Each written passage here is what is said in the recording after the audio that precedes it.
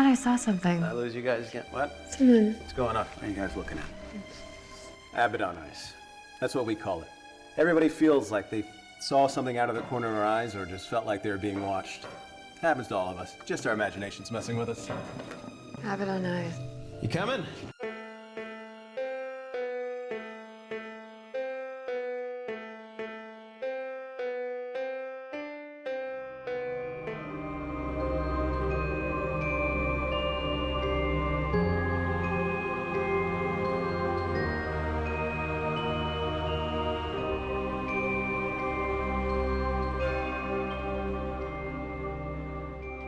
We are here with Casey, my buddy Casey, that we've known each other for a million years. Yep.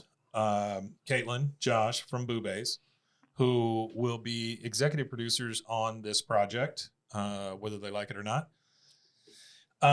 So the idea here is to,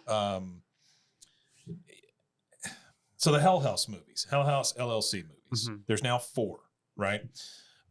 These movies are found footage movies that I think are done really well. Casey, I think, has seen them 1,004 times. I just can't quit watching. Yeah. And I know, Caitlin, you've seen up through 3. Yes. Right. And Josh, what have you seen? I just did a crash course all through 4. Okay. Past couple You days. did go through 4. Yeah. Oh, good for you. Okay. Yeah. Did you think 4 was the best one? 4. On it, close. Yeah. Yeah. It was Okay. actually pretty good. It was really good. Yeah. I thought it was really good. The first one is still like, to me, like just like really solid. Okay. Yeah, All right. yeah. Cool. But I do enjoy the trilogy, like the 1, 2, 3, like just like overall is like a So the idea of this came out of Casey and I talking about just the world that Stephen Cognetti is building. Yeah. He's got 4 movies with the possible 5th. And it just keeps building on this world, right? And so the idea was to start a podcast or a new show that dealt primarily with this world that's being built. Mm-hmm. That's what I would love to listen to, right? Because it's a deep dive kind of thing on all things Hell House. And it's not just, hey, let's review the movie and move on. Yeah. You know, it's an ongoing thing. I'm hoping to talk to actors and crew and, you know, again, my goal tonight is to get Stephen Cognetti to say, yeah, you got it. Let's do it. That's awesome. Hopefully. That's my goal. Yeah, we'll see what actually happens. Is this like we're just like pitching it right now? Or That's it. You got it. You got it. I gave him a little bit of a heads up whenever I contacted his PR people. Oh, okay. But yeah, I mean, they responded real quick. Yeah. So, hey, what do you know? Who knows? Overall, though, he's just expecting this just to be like, it's an interview over the film. I think it's just a regular interview. Yeah, he's okay, thinking, got it. Yeah.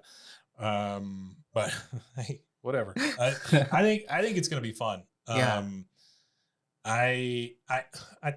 Casey and I met the other night, and by the way, tomorrow's his birthday. Happy birthday, Casey. Thank you. Happy birthday. And we talked about how the fact is, it doesn't matter how old you are at this point, just keep them coming. That's right. You just got to keep them coming, otherwise you're dead. That's true.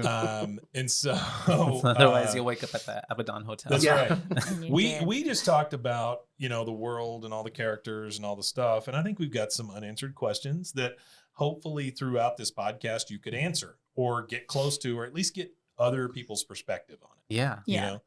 So anyway, that's the idea. My ideas don't always pan out, but we'll see what happens. Well, and we had talked about if you get enough traction to where you could do call-in stuff. Yeah. For that'd be super cool. Other people. Yeah. To help pull on those threads. Yeah. Because we see it even I'll see something, you'll see it differently. Yes. And then we have to, figure out what is the better of the two thoughts on the whole thing. I think if this show goes like I think it is, Reddit's wet dream, because they can just rip it apart, right? And then they can also tell us what their theories are. I mean, nobody likes to give you their theory more than somebody sitting behind a keyboard. So yeah, especially on Reddit. Like I talked about, there are wildly different thoughts on the movies as far as, what should have been in 4 and what wasn't, and what different characters meant and how they interacted. So it would be a very good base to start off with if we could get, that kind of interaction with a community. Well, like you said, so many different minds. There's all these ways to interpret it. So it's really exciting, especially because like you said, he is creating such a layered world where you can like focus on certain characters in the film and then deep dive like on the clowns and like more on the cult, or on the interviews and all that stuff, on a lot of different aspects. I really want to dive deep on that cult thing because I don't think there's a lot of information there. Yeah, the most information you get about the cults at the end of the second film with Andrew Tully coming back. Yeah. Kind of more in his full-fledged. And then you get touches of it at the end of the third as well. And in 4, you get some new information. But you don't know Can't that wait it's to watch it. But you don't know that it's necessarily tied 100% to a cult. It's just information about how it could have been a thing. Well, and they may just be using the term cult as a blanket. Sure. That's true. It's interesting to me to think about, and we got to do spoiler free here because you haven't seen it. Oh, that's okay. You can spoil it. Well, I'm not. There's just one point where I plan to watch it tonight. You find out you find out Tully's original background. Yeah. Oh, okay. And it is 180 degrees from the person we know now. And what happens to cause somebody to go that way? If you've seen 4, right? No, haven't seen 4. Okay. I've seen 1, 2, and 3. Okay, because it's the same thing that happens in there. It's with Patrick. That's true. He goes all in on this thing for these kind of promises. Yeah, and it's more so too. Like especially when you're dealing with cults, it's usually always the people who have something that's going on, and so they're intrigued because there's the promise of like, well, I'll get something back out of it because you're willing to like lose yourself.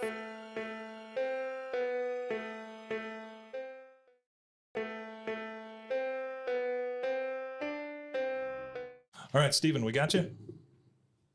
All right, fantastic. Yeah, now we have there's 4 of us. My name is Mike. My buddy Casey is here.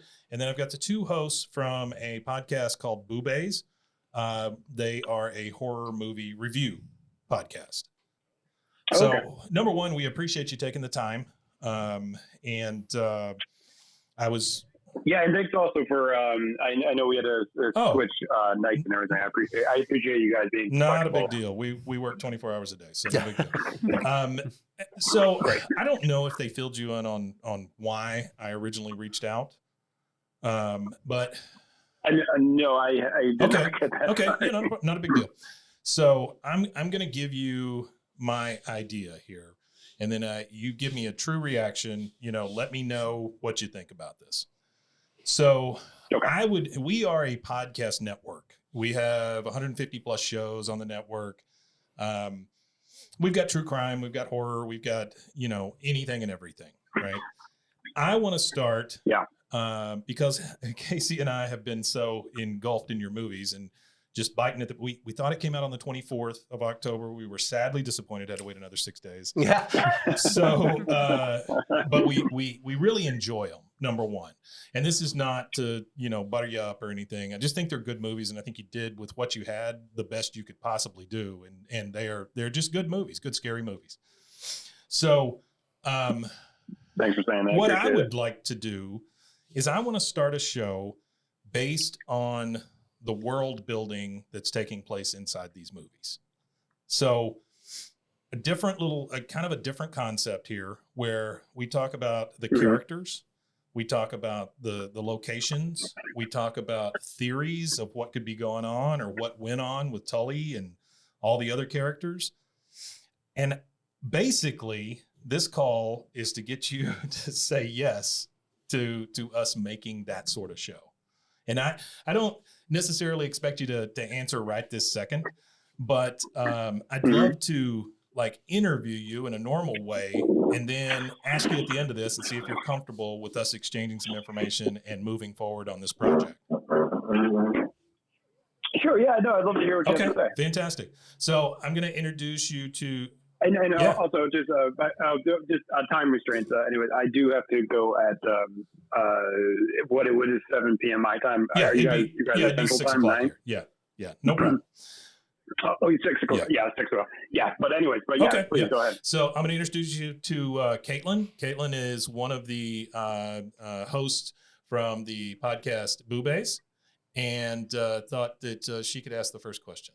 Oh, okay. Now, I will warn you, Stephen, that she's only seen 1 through 3. It's true.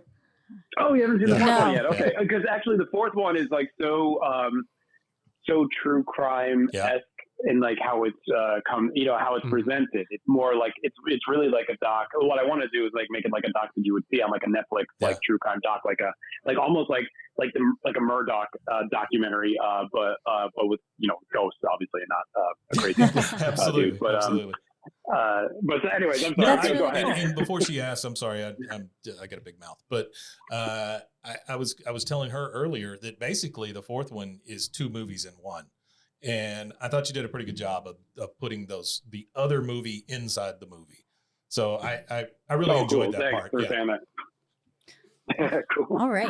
Well, let's see. Found footage is probably one of my personal favorite genres of horror in general. And we talk about that a lot on our podcast. And I was just kind of wondering why you chose to go the found footage route, if it was simply due to finances, or if you really also enjoy the found footage and you've always wanted to do a found footage film, or what? I do enjoy found footage, and before I wrote Hell House, I had already been watching found footage. So Lake Mungo, I'd seen well before I filmed Hell House, and that was kind of an inspiration for me to say the fake doc style horror can be fun. Yeah. But I did write the first draft of the Hell House was the narrative, critical narrative, and not a found footage. So it's a little bit of mix of both. It was a little bit budgetary, but mostly I also thought that it was just a better way of telling the story, going at it at the found doc style. So I put the two together. I think I can make the budget stretch longer if I went this way, and B, I just think it's a better way of telling the story. Yeah, and I think you absolutely nailed it with how you did the whole docu-series and style throughout the entire film series. That's got to be one of the toughest things, right? Is coming up with a reason why there's a camera around all the time. Yeah. It is. It really is, especially in the sequels. And that's my whole thing about, I love making the found footage movies, but I cannot wait to get into just the traditional narrative style filmmaking where I don't have to justify why the camera's there anymore. I can just have my coverage. I don't have to justify all the coverage of a scene. I can just have my cameras wherever I want. No one will question why we're seeing it from this angle. I'm going to ask a really off the wall question real quick, because we were talking about other movies. You ever seen Incident at Loch Ness with Werner Herzog? I have not, no. So if I have not seen Lake Mungo, so I need to go watch that. I would ask that you watch Incident at Loch Ness. It's one of the stupidest. It's one of the stupidest things you'll ever see. But it's basically a found footage movie by Werner Herzog, and he fakes the Loch Ness incident. Anyway, it's fantastic. So I just was wondering if you ever pulled from anything that's not found footage horror. I'm sorry, what was that? I was just asking, this is not really a horror found footage, but it is a found footage type movie. Mm-hmm. And so I was wondering if you ever pulled from anything other than kind of horror or found footage, genres. For sure. I think so. My biggest influence horror-wise is probably the movie Exorcist.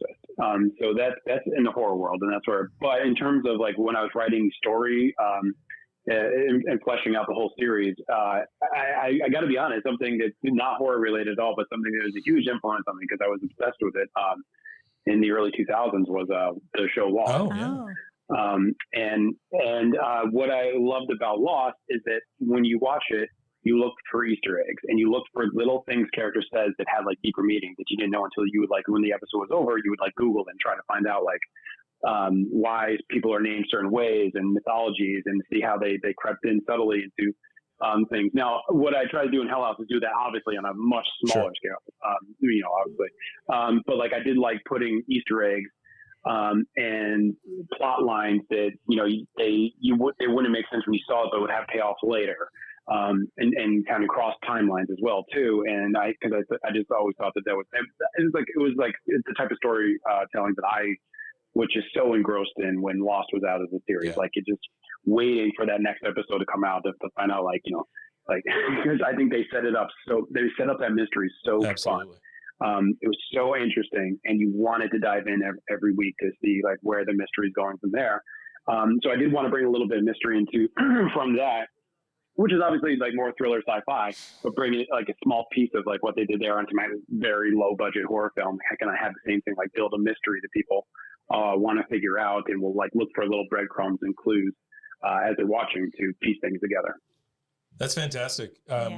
One other thing I'm going to bring up before I let anybody speak, I'm sorry, but I read an article today that Mike Flanagan said to go watch your Hell House series. Yeah.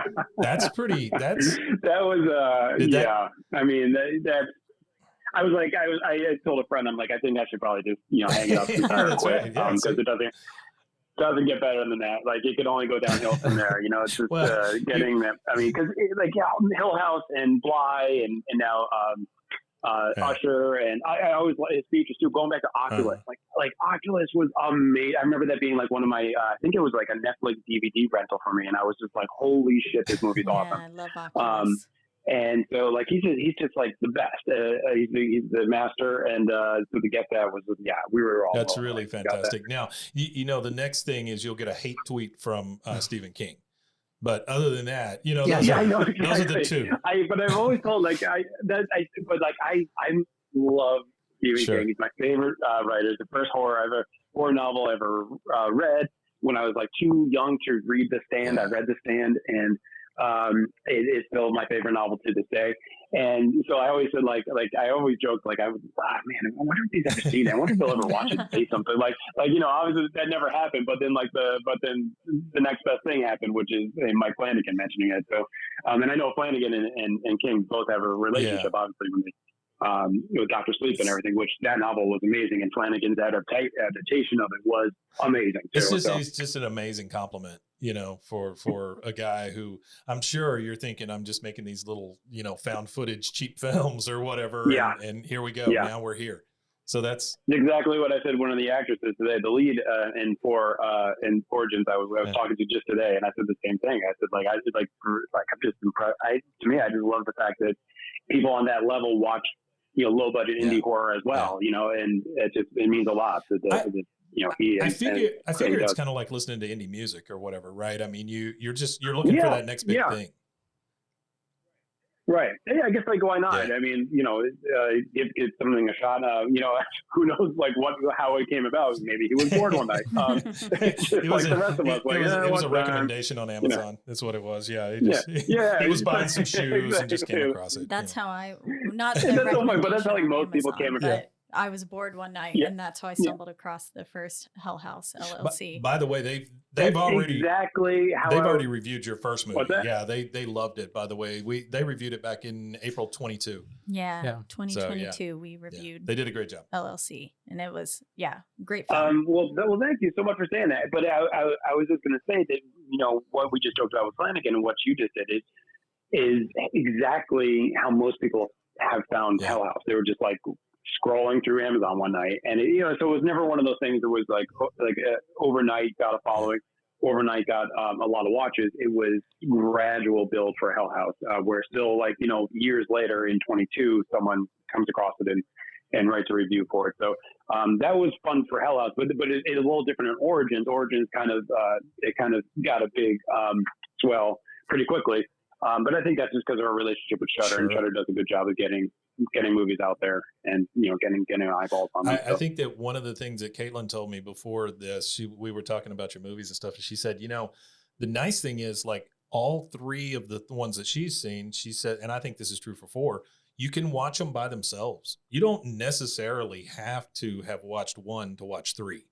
You can dive into those things because there's a little bit of a recap that happens. Yeah, I think the film does a great especially in 3, I found that the film did a great job of recapping and giving like a brief synopsis, basically to where I was like, I could have watched this completely standalone and not have watched any of the others. I mean, I'm glad I watched the others, but I was like, I could have definitely just watched 3 and been good. No, yeah, the same for me as in watching all 3. I'm Josh from BooBaes, by the way.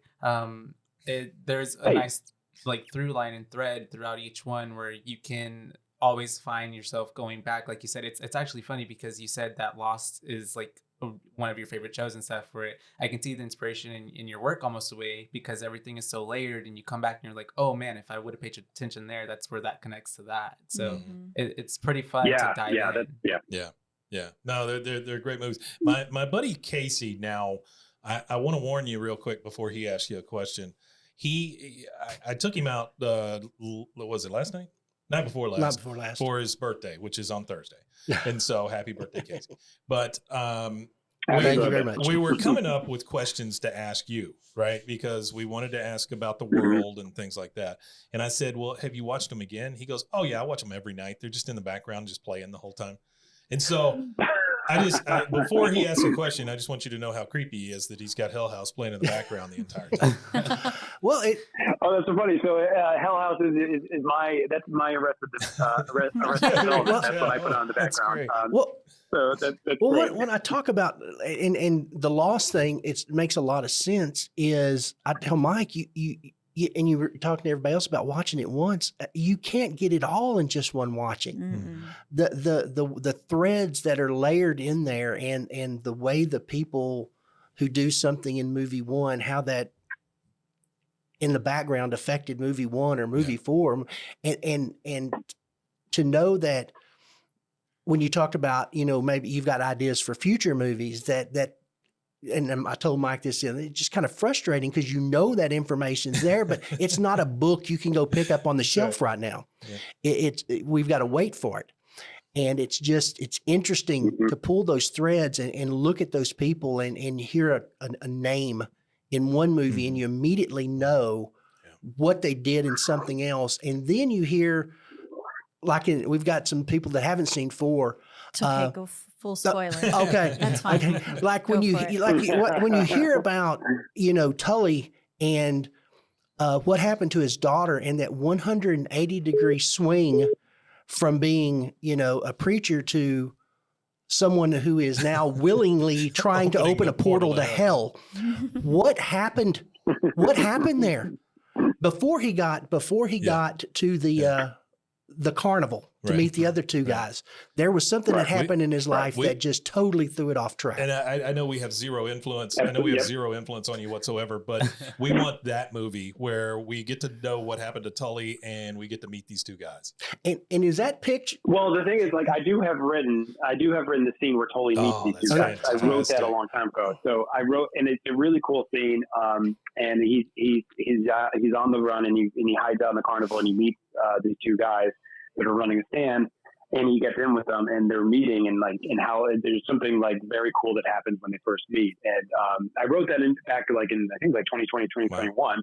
And I wrote this whole backstory about I knew I couldn't make that prequel because it's just we can't do that. That's just such a big beast right now on our budget. But I tried to sprinkle in some of the breadcrumbs of what that whole story was into this 4th. I don't know. So you saw some of that. I don't know. You would describe it as cool when 3 guys get together and decide to create a cult that eventually is going to try to open a portal to hell.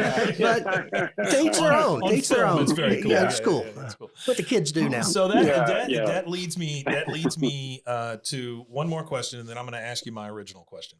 So the question I have is about the song, right? And this kind of typifies all the other stuff. When that song is first played on the piano in number 1, was it already your idea to bring that back and back and back? No, I wish I could. I thought that it would be very cool. I want to be honest that some things they evolved over time. Not everything was so pre-planned. One of the things was that was just a part of a scare. And I needed a Paul character to have a jingle that he could play because I wanted, after he disappears, I want to hear that jingle again in the house in the middle of the night. But the jingle, when we played it in post and it's just such a fun piano tune. I was like, oh, this is creepy. It's actually not just a gag. This could be more. And so that's why I wanted to bring it back into the sequels as well, and then flesh it out even further. I love that you didn't necessarily plan it, but then after you started going down the line, you were like, oh yeah, now this could be a thing and this could be a thing. I'm assuming that's how the grandfather clock happens and things like that as well. Mm-hmm. Yeah. Exactly. Yeah. And that grandfather clock, I found that grandfather clock. I bought it myself for the movie. And so like that item, like it was like personal to me, and it lives at the Abaddon Hotel right now. And so when we filmed, I had to go drive down, go pick it up, load it into my car, drive it back to where she put it, and put it into the antique store. And I personally just did that myself, like did all the heavy lifting on that. I'm like, I want that grandfather clock involved, something like a relic of the hotel that's outside the hotel and somewhere else right now. I'm sure cool. That's what Mike Flanagan does too. He just loads up all his props and goes gets them and drives them to the next shoot. Yeah. Someday, maybe someday I'll be able to have a PA do that. But right now, that's me. Okay. So number one, I want to thank you for your time because we're coming up on 20 minutes. But I want to ask you my original question one more time. So the idea here is to start a show that's based on the Hell House world. Now, we don't necessarily want to color outside the lines or anything, but I would like for this to become a thing where Reddit people yell at us about it. And by that, I mean, tell us we're wrong about this and tell us your theory and your theory and your theory down the line.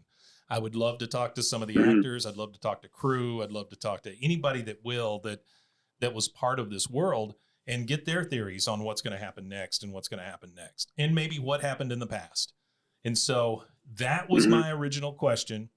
We want to start this show. I have no idea what it's called. This is the initial salvo, though, is getting a call from you.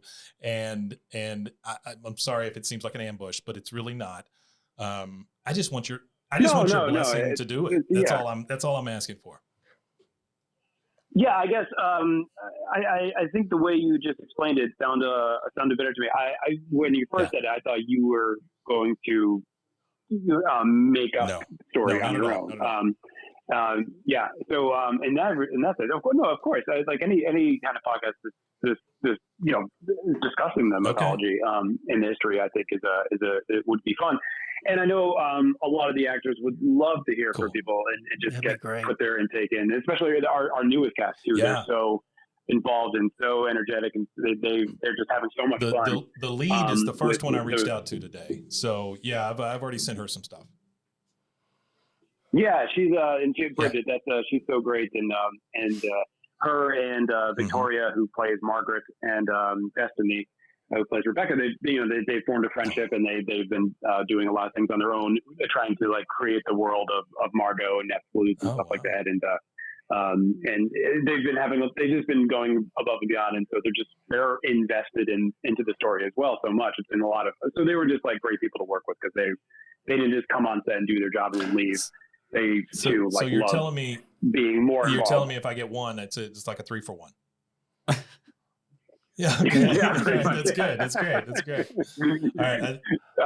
But yeah. Well, no, that's something I wanted to talk to Mike about. I hadn't got to it yet. The Net Sleuth, their website is up and running. Oh, yeah. Oh, and I didn't realize that. Yeah. Oh, that's fantastic. Yeah. All right. Well. Yeah, and that's they brought me that idea. They showed me the foundation's website, what they wanted to do on there, and I said that looks awesome. Yeah, go for it. And I think that helps.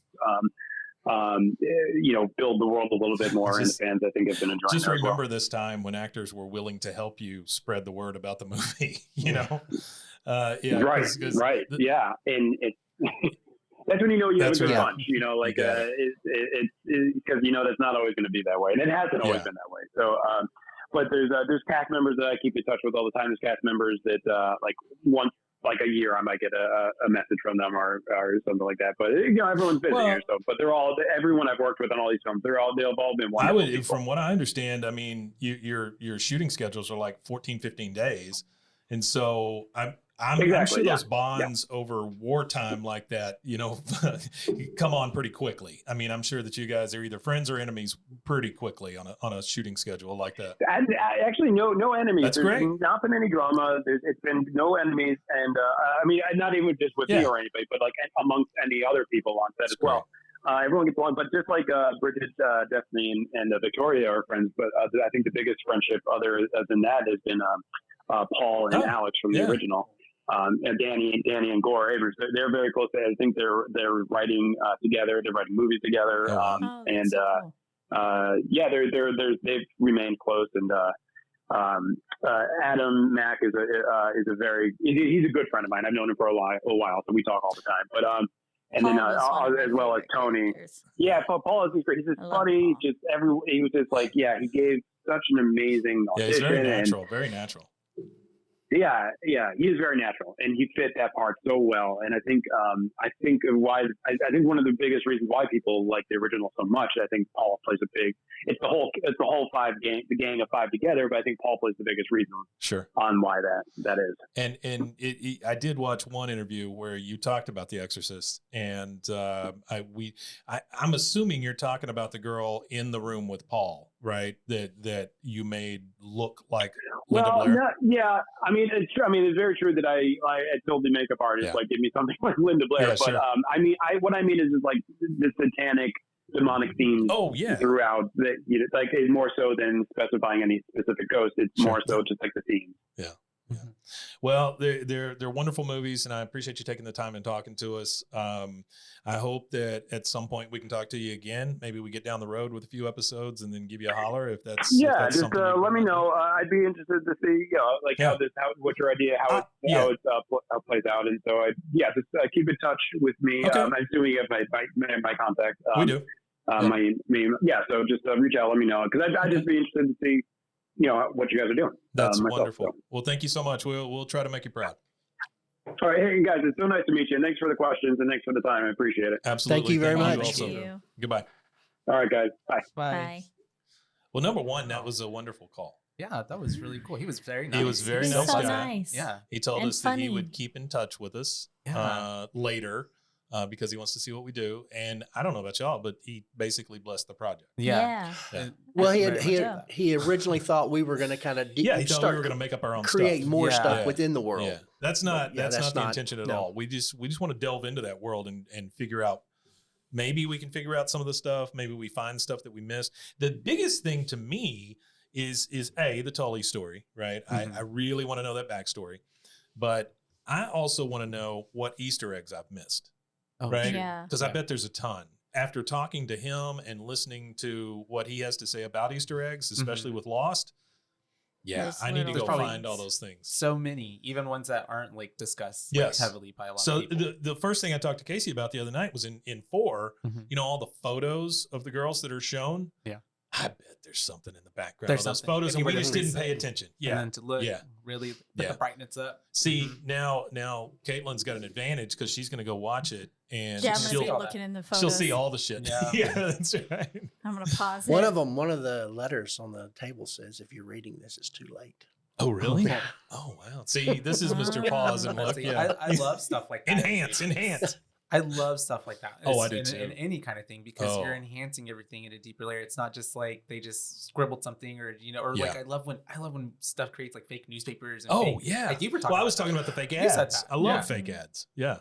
Or fake TV shows inside another show. And one of the other questions he got on one of the other interviews was they talked about that, about how, he's got the newspapers creating all the different things like that to solidify what was going on outside. One of the people asked him about the footage in 4 that is like the old footage that they stumble across. And they were like, the girl asked if it was really shot on 16 millimeter and did he, do all that? And he was like, no, man, we don't have that kind of time, in a shooting schedule, like you were saying, 14, 15 days to get all that stuff developed and all the things, so they shot it digitally and then enhanced it. So to make it look that way. Yeah. And I thought they did a pretty good job, honestly. I mean, for someone, I honestly don't really necessarily love found footage films. It's not my favorite like subgenre, but they're really good, especially in the way that he builds his story throughout, especially the first part of the trilogy part. Like I love how like you said, you can watch it apart, but it's all wrapped in one in a little bow. And it's so nice. No, it's very cool. It's so good. I love fake stuff in movies. I love when they service the fan by reminding you of things that happened 2 episodes ago or 3 movies ago or whatever. I love that part. just anything where they help you feel like, oh, I paid attention, so I get this reward. Yeah. You know, Yeah. I love that stuff. Putting the intention behind each and every little thing that's in the film is Absolutely. what makes it so Yeah. cool. Makes you appreciate And- it that much more. Is Yeah. how a world is even built. Yeah. Josh gets the award though for watching movies that he hates all right in a row. Yeah. It wasn't that bad, honestly. They're really Yeah, not that's good. that bad of Well, found footage. No, I they're feel great. Yeah. like they're not as Well, shaky. Yeah. Oh, that's true. They're not shaky found footage. Yeah. Yeah. Not, Four Four in does the have woods. some shaky. And Yeah. I'll tell you when I found out I had motion sickness. is, Is that's why I don't like them. the second time. Yeah. The second time I got sick at Blair Witch. Really? Yeah. Oh wow. Huh. I had no idea, and I Yeah. came out of there just about to vomit. Oh. And the second time, Yeah, go yeah, back and do yeah. it again. Yeah, it just wasn't to the see. tongue; it was the No, shaky it footage. was- Yeah. Okay. Well, ladies and gentlemen, number one, thank you for joining me here for this goofy thing that I invited you to. No, this is Yeah, so it's fun. But That's fun. I think we got something cool out of it. Yeah. And Honestly, for a little while there was like my heart was kind of racing. I Really? was like, oh, this is cool. I'm talking to someone who It is like, cool. really I Yeah. know. loves movies My that I heart like. is still racing. Yeah. I was like, this I is so cool. was so nervous. it's very I, nice. me too. He's a very nice guy, and, So and nice. again, I want to thank him for taking his time, and Yeah. the PR people that did the the in between and all that stuff. Thank you very much for Yeah. not thinking I'm a super kook when I send something that says, "Hey, I want to make a podcast about your world." You know, or whatever. So, Shout out, yeah. yeah, That they even put you through. absolutely. Yeah. Yeah, it was very nice, very nice. It was. All right. Well, whether you guys like it or not, you're executive producers on this now, Okay. and this Nice. is our fact checker, I believe. Oh yeah. Yeah. I'll take them to my Pepe Silva board. Did y'all ever watch Always Sunny? Oh, is that the Yeah, red strings? yeah, it's the big Yeah. board with the strings. Yeah, the Pepe Silva board. Yeah. Well, that's the other thing we were discussing. It's like, how do you make something like this and not have one of those Oh, boards yeah. on your wall? Yeah. Because it's got or But a the- big show Bible or something. You got to have Red. something The that's red connecting everywhere. everything. Yeah. Otherwise, my brain couldn't No. compartmentalize No. everything. It would be like, Well, he and I have tried to build a little world like that, and we did some. Mhm. But again, like you say, it after a while, you better have it somewhere. Oh yeah. Because those people are all of a sudden doing things that they wouldn't do when you wrote them the first time. Yes. yeah. Definitely. That's why Tolkien has this whole like encyclopedia. It's not called Yeah. that, but Yeah. you know what No, I I know mean. what you're saying. Yeah. Silmarillion. Silmarillion, yeah, and all that. Silmarillion. Yeah, to have Good job. everything, you know, I love me some Tolkien. it's great. It's great stuff. But kudos to Stephen, because he was saying like how with the Lost stuff, like how he had to Google stuff like for episodes. Yeah. I found myself Googling stuff for these movies You got because it. I'm like, oh wait, what does that mean? You got it. So he did such a good job. Yeah. That was his goal. Once he said that, I was like, oh yeah, no, I Yeah. totally freaking get that. Mhm. Yeah, because I loved Lost. I thought it was great, and even after everybody said, "Ooh, here's how it's going to end," I didn't care because it was so well done, Mhm. Yeah. and it ended in time. It didn't try to squeeze another 3 seasons out or anything. So, Yeah. Gotta love when a show. I does that. watched it after the fact, so I kind of had the privilege of also binging it all at once, Oh, as opposed to yeah. how if you were watching it. I'm sure that was probably frustrating, waiting for a whole another season to come out, Dude, not yeah. knowing. Y'all don't Well, even that's what know. we were- That's the way TV used to be, Yeah. and it was super frustrating. You know what? Okay, so this has nothing to do with this, but Breaking Bad when it was on, Uh-huh. and they would do those mid-season breaks. Oh yeah, like winter, fall, come things. on. Yeah, Shut up. Show me the last 8 or whatever, you know? Anime does that. Do they? Yeah. Your One of my- volleyball animes? Well, yeah, that's Haiku. been on break for about 5 years now. Really? 5 Yeah. years. Yeah. It's been a long I time. think the Waiting. last I heard you talk about that one was over at Washington. Yeah. Yeah. Well, or 2 they're coming out with locations the ago. movie in February. Oh, well, there you We're go. finally getting one. Did you watch the One Piece movie? No, because I don't have Netflix anymore after okay. the password sharing. That's true. After the crackdown. After the big crackdown. That's right. And now I won't buy it just to stick Yeah. it to them. I don't blame you. Yeah. Your $12.99 is what's making the difference. It is. Yeah. yeah. The only things I pay for are Shudder and Crunchyroll, Uh-huh. and that's about it. That's all Because I that's need. really That's all I need. need. Anime Crunchyroll and Shudder. horror movies. Yeah. That's all I watch anyways. So Wow. All right. oh, well, and a Korean drama Kor- platform. Korean drama. Yeah, What is that? K-drama. It's Viki. That's the show? The The platform's app? called Viki. Like Oh, the it's called streaming service? Viki. Rakuten. Mm. Vicky sounds like a AI It does, model doesn't it? of some Yeah. sort. Just ask Vicky. Just ask Yeah. Vicky. Vicky, how do I get across town to the nearest haircut shop? Yeah. Is that what they're calling them? These things? Haircut shop? Haircut shops. Yeah. Yes. All right. Well, again, thank you all for joining me here for this seance. And I really appreciate it. And I guess we'll go make a show now. Yeah. We don't have a name or anything. No. That's right. Let's just If go you've make it. got suggestions for names, Do you? drop them. No, I don't. Oh, yeah. Well, they're going to hear Whoever's- this way later. House After the hell. fact. House Hill. Maybe CCL. maybe episode 1 is just a seance. That's right. It could Just- just be a seance. Yeah. I think we just call it Tully's World. Tully's that's World. kinda Kind of like Bobby's World. Elmo's World. That's right. It's Tully's Da-da. World. And we can use the little with Da-da-da-da-da, permission. Tully's Maybe use the little World. piano as a jingle. Yeah, that thing. Yeah. Yeah. I think I just did the. What was that one? Do, Ding, ding, ding. do, Oh, that's Halloween. Mhm. Yeah. Sorry, Stephen. That's Halloween. All right. Well, thank you guys. We'll see you when we make a show. Yeah. All right. Sounds great. Until next then. time. Bye. Bye. By who? Bye. Bye-bye. Bye, base. Bye, There it is. Baes. There it is. You can find Abaddon Eyes exploring the Hell House LLC universe anywhere you get your podcasts or at roguemedianetwork.com. I found the gateway, and it's glorious. Play us a song.